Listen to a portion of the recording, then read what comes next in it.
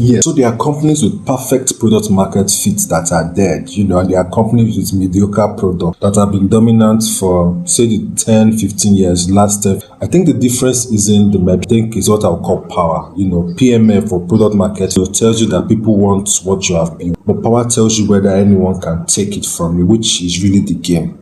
And listen, they are not the same question. The startup world, the ecosystem, has confused them both word, both premise for a while. A strong retention curve doesn't protect you from a platform shutting down your API. PMF, product market fit, doesn't survive a regulatory decision that restructures the entire market, geotagging for agency banking businesses.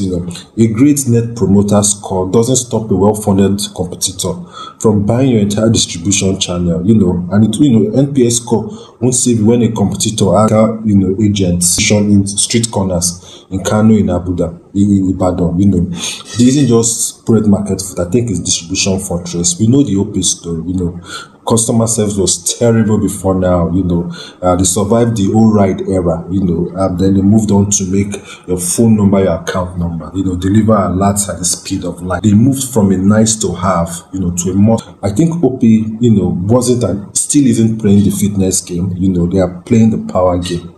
And founders who build lasting companies are not to be optimizing for for fitness. They should be accumulating power in parallel, deliberately from day one or day three, whatever day they start, from regulatory positioning to narrative ownership. Position that, nobody else can enter, having data that compounds, having the network effects that locks, PMF gets you the next round, but power will definitely determine whether you are still here in the next decade, next 10 years. Sadly, most founders are playing the fitness game. That has to change. Winners are playing the power game, and that's beyond the pitch.